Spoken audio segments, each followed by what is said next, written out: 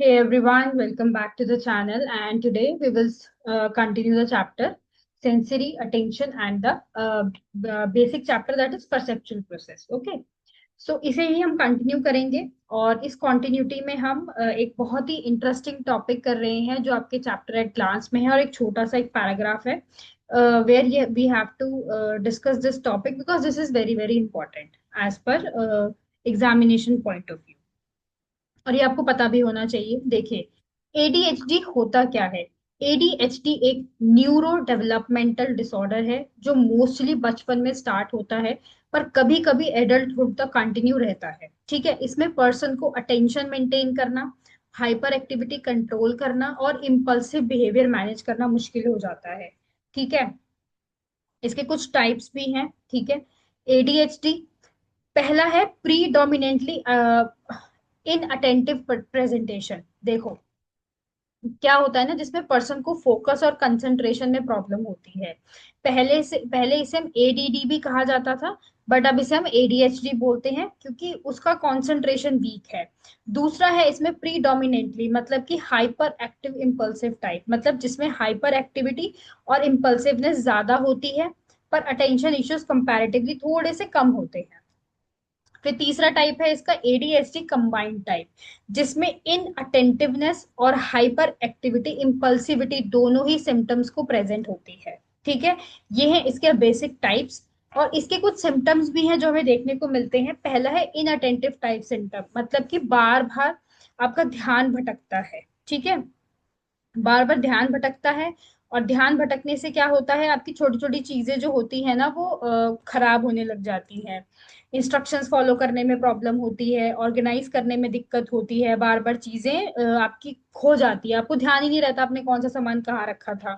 फिर वहीं आता है आपका hyper activity impulsive type of symptoms, मतलब कि ज्यादा मतलब ज्यादा हिलना डुलना। ठीक है, मतलब कि टैपिंग, अपने पैरों को बार बार ऐसे मतलब हिलाना, फीट ऐसे, हाँ बार बार हाथों को रब करना, है ना। ऐसे कुछ लोग ऐसे हाथों को ऐसे ऐसे करते रहते हैं, मतलब there are some activity will be going on. दूसरी बात, एक्सेस, ज्यादा ही कुछ बात करना, दूसरों की बात काट देना, इंटरप्ट कर देना, अपनी बारी का वेट ना कर पाना और रिस्की डिसीजंस बिना सोचे समझे ले लेना।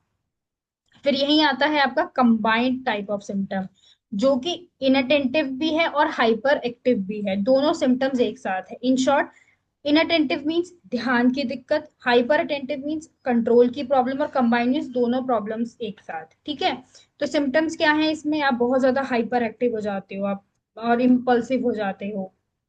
दूसरी बात, अगर इसमें मैं आपसे एक बात करूं, that is cause and the risk factor. देखो, कभी कभी तो जेनेटिक होता है ये, मतलब फैमिली से चला आ रहा होता है ना। इम्बैलेंसेस आपके पहले से ही चले आ रहे होते हैं।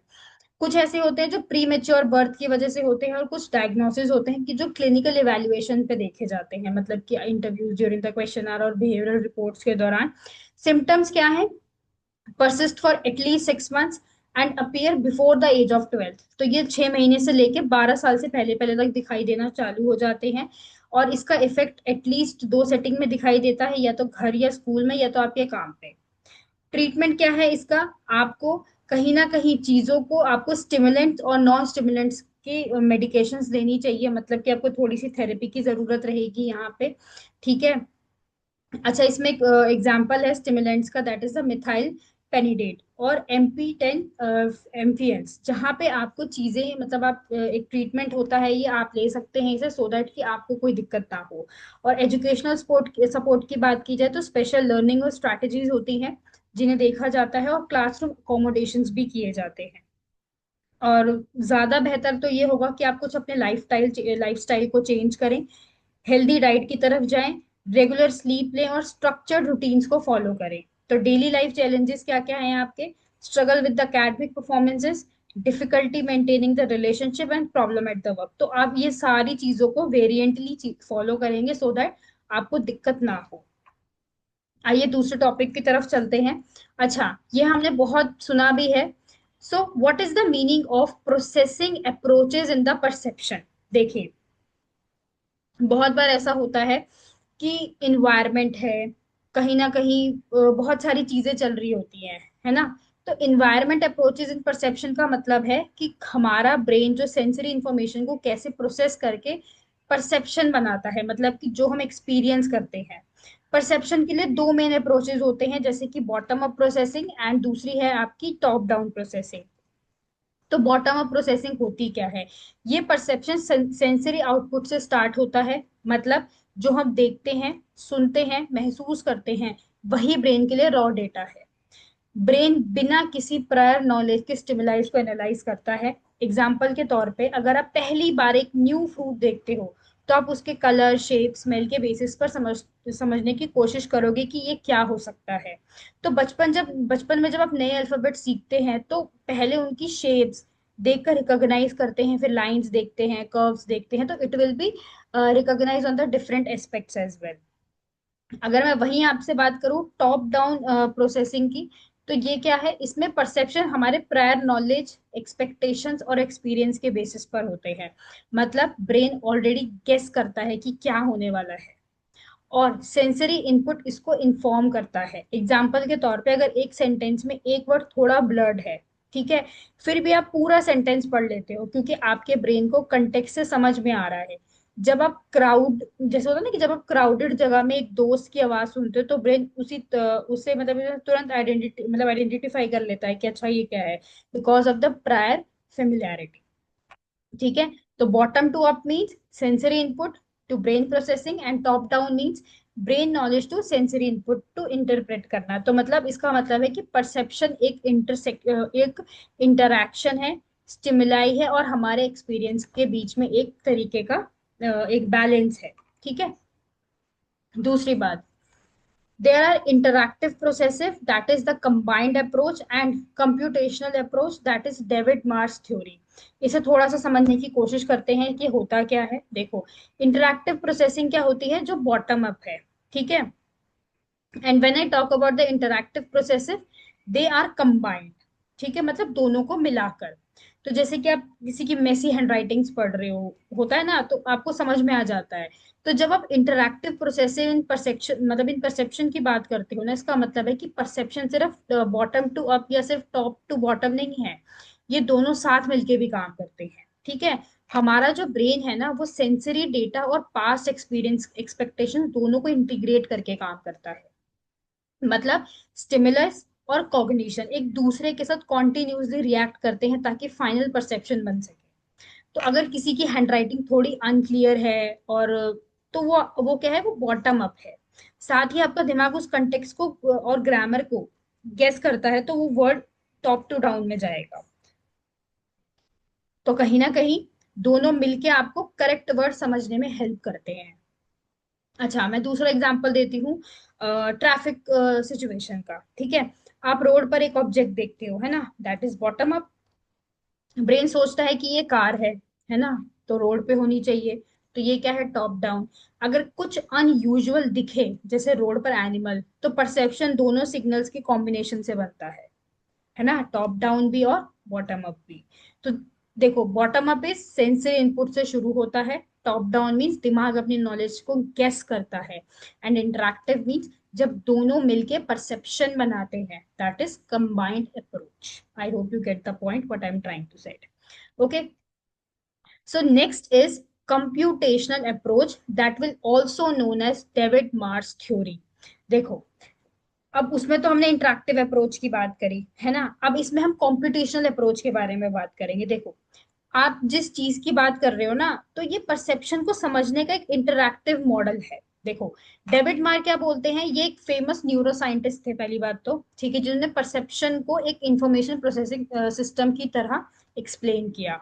उनके अकॉर्डिंग विजन को समझने के लिए हमें तीन लेवल ऑफ एनालिसिस को देखना पड़ता है। पहला उनका जो लेवल था वो कॉम्प्यूटेशनल लेवल का था, कौन और क्या। ये यहाँ पे क्वेश्चन होता है कि what is the goal of the system, और ये प्रॉब्लम सॉल्व क्यों करनी है, ये क्यों कर रहा है ना। मतलब परसेप्शन को ऑब्जेक्टिव समझना। एग्जाम्पल के तौर पे, जैसे कि विजुअल सिस्टम का गोल है रियल वर्ल्ड ऑब्जेक्ट्स को रिकॉग्नाइज करना। ठीक है। तो ये तो कॉम्प्यूटेशनल हो गया। अगर मैं एल्गोरिथमिक की बात करूं कि कैसे हो गया, है ना, मैं पूछूंगी कैसे हो गया, तो ये क्वेश्चन होता है सिस्टम ये सॉल्व करने के लिए ना कौन सा मेथड और स्टेप फॉलो करेगा। अब मेरे से कोई पूछेगा तुमने क्वेश्चन कैसे सॉल्व किया, तो आई सेड ना कि मैंने फॉर्मूला पुट किया था। मतलब क्या है, सेंसरी इनपुट को प्रोसेस करना with the help of algorithm और द रिप्रेजेंटेशन। तो एग्जाम्पल के तौर पे जैसे ब्रेन एज डिटेक्ट करना, शेडिंग देखना, मोशन के क्यूज को कैसे, मतलब होता है ना कि क्यों हो रहा है, ऑब्जेक्ट कैसे आइडेंटिफाई करना, that is the algorithmic level. ठीक है। फिर वहीं अगर मैं इम्प्लीमेंटेशन की बात करूं, इम्प्लीमेंटेशन लेवल की, किससे कैसे, मतलब किससे हो रहा है ये, तो यहाँ पे फोकस है कि कौन सा फिजिकल सिस्टम है, इसको इम्प्लीमेंट कौन कर रहा है। ब्रेन का स्ट्रक्चर है, न्यूरॉन्स है, सर्किट्स हैं, मतलब हार्डवेयर या बायोलॉजिकल स्ट्रक्चर जो एक्चुअली प्रोसेसिंग करते हैं। एग्जाम्पल के तौर पे visual cortex, V1 V2 areas होते हैं जो आपके है ना, जो न्यूरॉन्स जो फीचर्स डिटेक्ट करते हैं। तो what is called the interactive computational approach. देखो, कहीं ना कहीं देखो, मार का कहना था कि परसेप्शन सिर्फ बॉटम अप और सिर्फ टॉप डाउन से नहीं बनता। वो परसेप्शन वो है जो एक कॉम्पिटिशनल प्रोसेस है जिसमें मल्टीपल लेवल्स हैं, जो जिसमें आपको इंटरेक्ट करने में हेल्प करते हैं। इसीलिए इस कॉम्पिटिशनल अप्रोच या डेविड मार्स थ्योरी के नाम से इसको हम जानते हैं। ठीक है। 2D 3D, it will be recognising by a face to detect the edges and the 3D in the depth. I hope you get my point. So in short, Mars theory explains perception like a computer program। पहले decide करो या problem solve कर, पहले decide करो कि ये problem solve करना है, दैट इज द कॉम्प्यूटेशनल। फिर कैसे करना है, दैट इज द एल्गोरिदमिक। और कहाँ इंप्लीमेंट करना है, that is hardware. Okay, I hope आपको ये पूरा कॉन्सेप्ट अच्छे से समझ में आया होगा। So I hope you like this video, and if you have any doubt, you can write on the comment section. I will definitely help you to solve these queries as well. So yeah, this is all about this topic, these two topics. And in the next chapter, or sorry, in the next video, we will discuss more topics. So thank you everyone. Do subscribe the channel for the upcoming update. Bye.